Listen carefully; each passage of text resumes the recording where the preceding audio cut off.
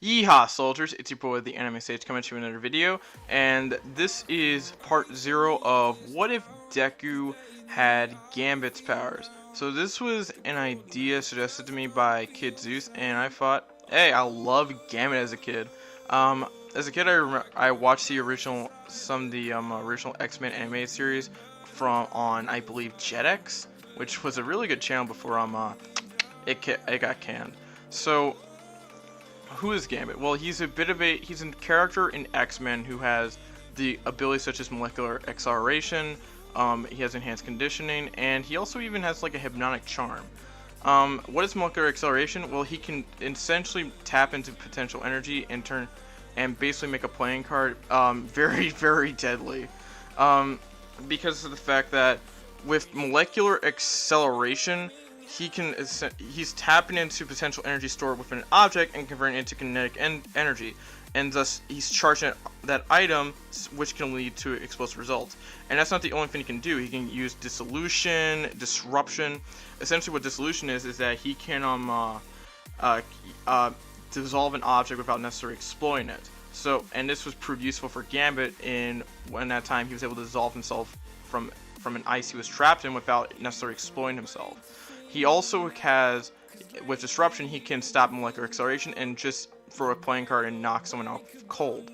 Essentially, and also with the charm, more powerful minds can be immune to something like his hypnotic charm, but essentially Gambit can make people think what he believes, essentially. But a lot more powerful minds will be able to be immune to Gambit's charm. But with the charm, it's gonna have a subtle influence over a sentient mind. And again, it's not gonna work. It's not gonna work on minds that are a lot more immune to this, essentially. So how will Deku get these powers?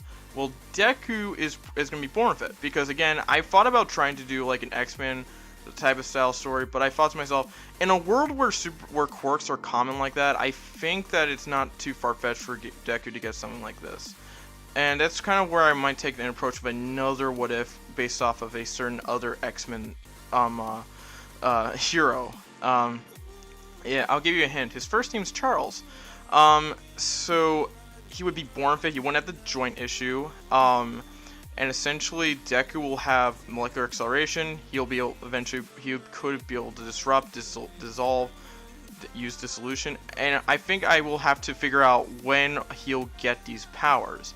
I think I will give him molecular acceleration out the jump, but whether or not he dissolves or he can use this dissolution or disruption, I'll figure it out later.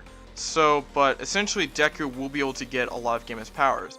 And I haven't even gotten to the stuff with Death Seed yet, and that's an entirely different subject. If you want me to eventually give him Death Seed abilities, let me know.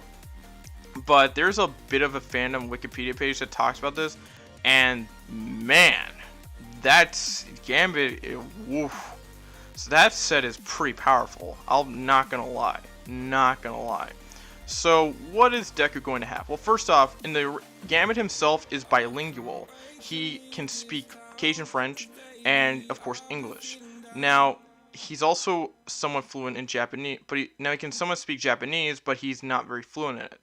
I want to make Deku trilingual here, knowing a bit of Cajun French, English, and of course Japanese. Now that's because since Deku is more so Japanese, I could and again, this is an anime based off in Japan, and I think in Japan you also will get a bit of education in English.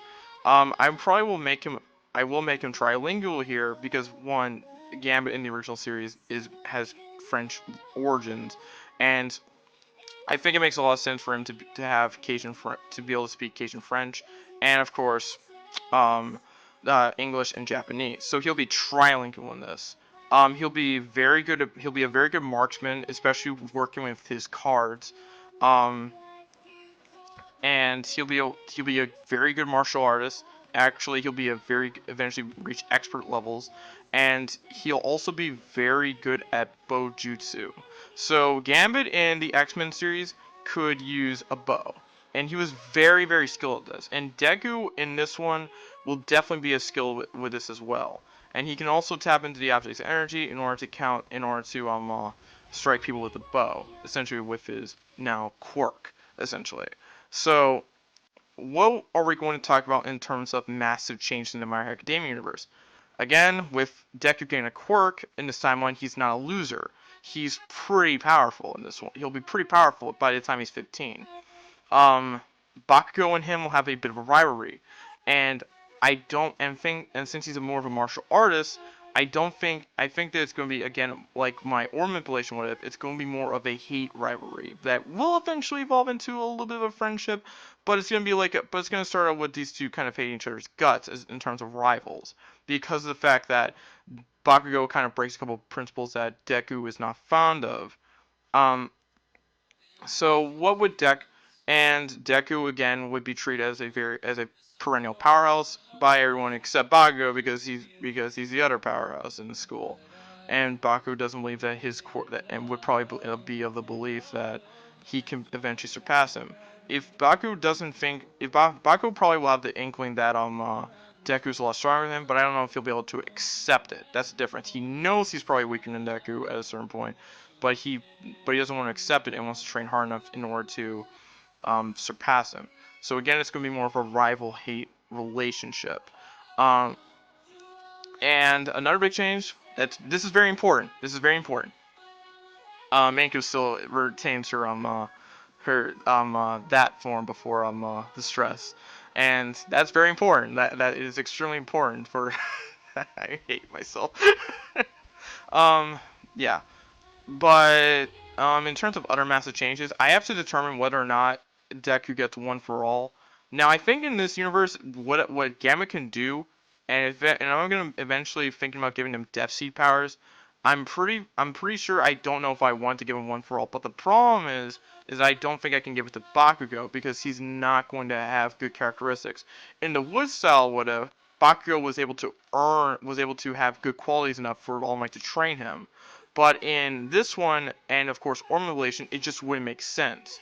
Now, if you want me to give him one for all, that's fine. If you want me to give him to someone else, like maybe Mirio or maybe even freaking Ochako, that would be good. If you have any suggestions about that, let me know down below in the comments. And I think in terms of part 0, this could be around. Am I missing anything right now that I wanted to talk about? Because I probably do have. There are a couple things about Gambit that's pretty interesting, that it's pretty good as well. If you want me to, if you want Gambit, if you want let me know what you want me to do with Bakugo, because I do want to eventually enhance the explosion quirk a lot more. And probably Bakugo might eventually get some similarities, but he's probably going to be around the same as he was in canon, maybe a slightly stronger, but he's not going to be like he was in the Wood style what if, because him and Deku were trained for a long time. It's kind of the same thing in the Orb manipulation what if. He's going to be slightly stronger, but he's not going to be as powerful as I made him in the Wood style what if eventually, or when I make part 4 of that. And that should be pretty good, or Wood release, whatever you want to call it. And I think, oh yeah, a bigger change about him is that Deku will also be a little bit of he'll be very confident, and he'll be a ladies' man. So yeah, that's gonna be very interesting later on. And I don't know about pairings yet. I'm leaning towards Ochako or Raka, but if you have any different, but if you want me to go with a different pairing, that would be good. I don't think I can go. If you have any, because it could be Momo, Mina or something like that. That would be pretty interesting. But I think I'm leaning towards Ochako. But in this one, I'm more open to suggestions. I'm more open to suggestions for this one in terms of like pairing. So yeah, I guess that's the end of the video.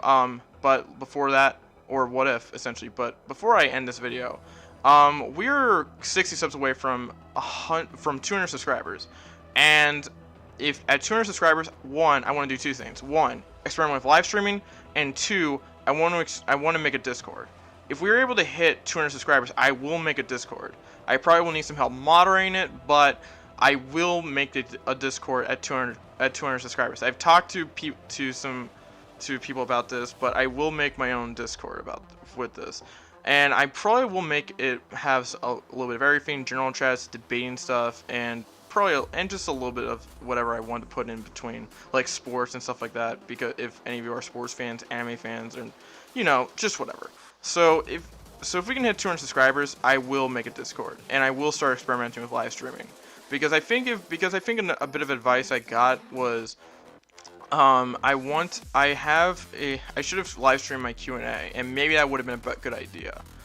Also, if you have any topics that aren't necessarily what ifs, but more so interesting topics like what if could Kakashi learn Harashin, that'd be good, because I think because the criticism I've gotten is sometimes my topics are fine, but they can also be kind of boring, and I don't want people to be bored when watching my videos. I really don't.